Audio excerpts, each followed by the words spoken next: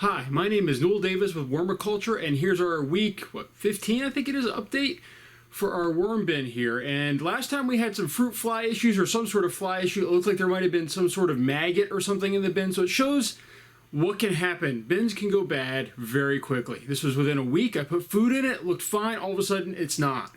The worms are still in there, but now we need to figure out what to do to fix it. So last time we added a layer of shredded cardboard on the top to try to contain the flies and everything, try to get some of change the balance of it a little bit. We're going to take a look today. Now, because I might be going away and not be able to check on the bins quite as much, I'm going to actually add some food this time as well that I did not do last time.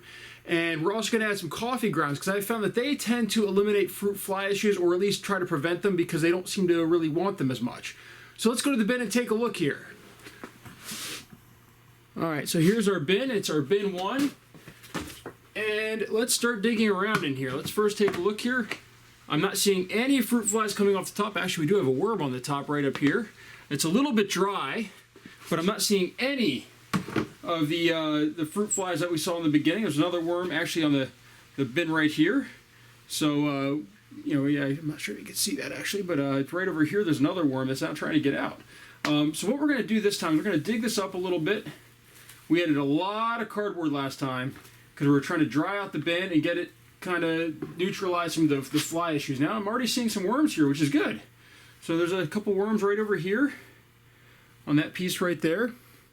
So we've got worms in the bottom here. They're definitely starting to work through this again, and hopefully just saw one fruit fly fly away here, but hopefully there's not too many fruit flies in here and we've neutralized some of that issue. Now what we're going to do though is we're going to dig up right in the middle of the bin here. Try not to pile any of this onto the floor. Dig up right here in the middle of the bin, and it's a lot of compost down here in the bottom. You can tell it's actually like with the worms and everything, it's actually like a dark black color, which is good. And what we're going to do is I have actually frozen cabbage. I'm just going to add full leaves to it, kind of snap them in there, put them in, cover them up really well, make sure they're fully covered.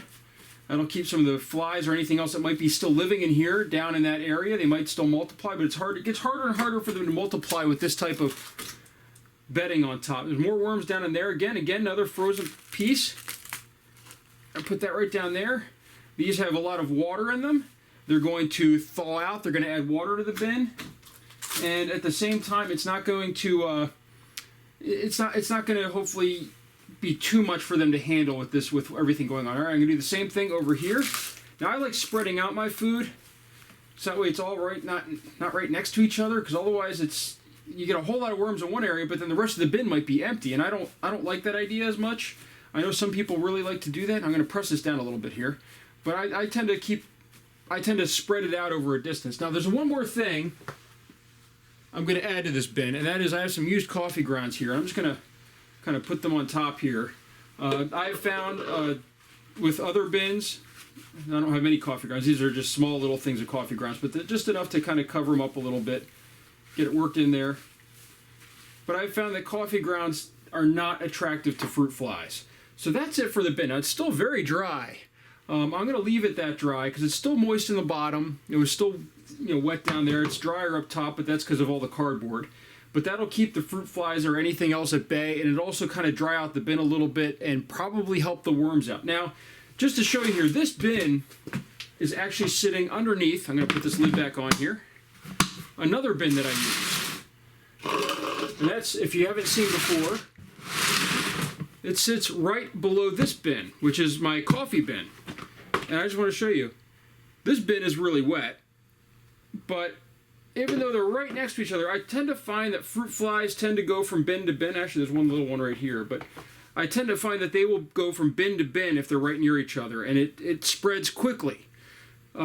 This one still doesn't really have any fruit flies in it, though, so that's where I'm kind of thinking the coffee might be a good way to kind of neutralize that. I'm not seeing anything in here really crawling around at all, except for the worms, which tend to be on the sides, although there are not as many worms inside the bedding as I would think.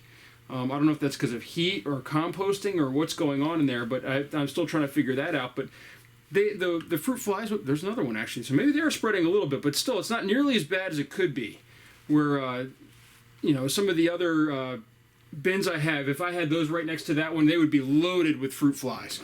So that's our update for this week, and so it looks a lot better, and we'll come back again next week and we'll try to take a look at it. I might miss next week, I'm not sure yet, but I'm hoping that I'll be in town to be able to do it. I might not though. So I hope you enjoyed this, and good luck with your worms. Thank you.